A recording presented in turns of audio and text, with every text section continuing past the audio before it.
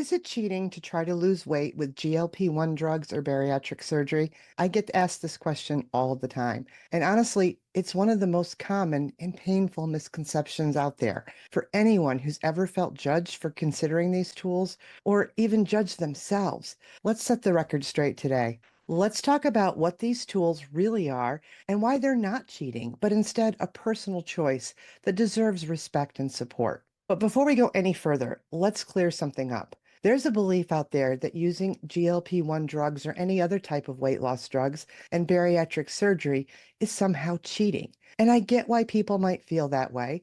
We live in a culture that celebrates willpower and pushes this idea that if we just try harder, we wouldn't need any extra help. But here's the truth. Weight loss is complicated, and there is absolutely no shame in choosing a tool that'll help you on your journey. These options are simply that. They're tools, tools that can help you create a healthier life, just like any other supportive measure. Taking these steps doesn't mean you're not strong enough or that you're taking a shortcut or the easy way out. In fact, using these tools responsibly and with intention shows incredible strength because it means you're ready to explore what would work best for you without letting anyone else's opinion get in your way. It's so important to remember that these tools are not magic fixes either. They're part of a bigger picture. And for real, lasting change, they need to be paired with deeper inner work, looking at the emotional and the mental roots of why we eat and why weight gain happens in the first place.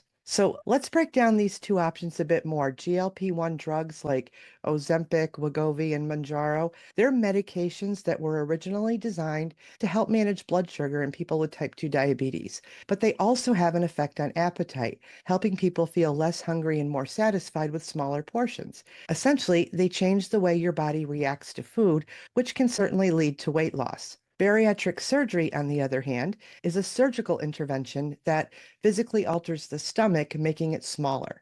This means you simply can't eat as much as you used to, and it can be incredibly effective at producing quick weight loss, but it's a major medical procedure with its own risks and recovery time. Both of these options can help someone lose weight by changing how their body responds to food.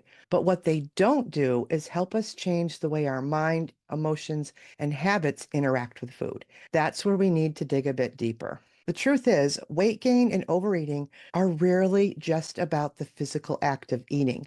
Most of the time, there's a lot more going on underneath, whether it's stress, loneliness, boredom, or even unhealed emotional wounds.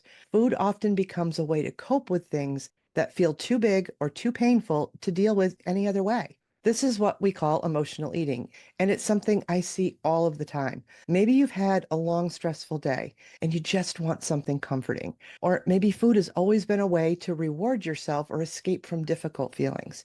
Whatever the reason, the stuff that can't be solved with medication or surgery alone. You might lose weight for a while, but those deep-rooted patterns, they're still there waiting, and they'll find their way to the surface if we don't address them. That's why I believe so strongly that while these tools can be useful, they have to be paired with some deeper work, which is exactly what we do inside of my coaching program, Weight Loss Your Way. You need to understand why you turn to food in certain moments and how to soothe yourself without relying on it, and how to rebuild your relationship with your body in a way that goes beyond the number on the scale. So, if you're thinking about using GLP-1 drugs or going through bariatric surgery, I want you to just think about this. What role does food play in your life outside of hunger? Because that's the part that these tools won't touch. Sure, they can reduce the physical urge to eat and maybe even some of that food chatter that's going on in your head, but they don't heal the emotional attachment to food.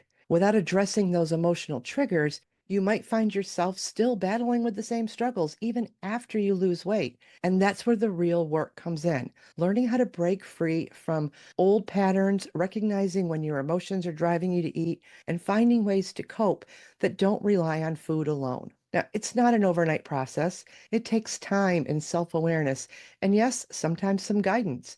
I want to reiterate, I'm not against these options. If you're using them or thinking about using them, I'm here to support you in that decision. Every person's journey is different, and we all need to find a way that works for us. That's why my coaching program is called Weight Loss Your Way. But just remember, the tools are only one part of the equation. They can help you lose weight, but it's the inner work, the emotional and mental piece that's going to help you keep it off and feel good about yourself in the process. So, if this has resonated with you and you're ready to explore what's really behind your eating habits, I'd love to help. In my work, I focus on helping people understand their emotional eating patterns and how to build a healthier, sustainable relationship with food.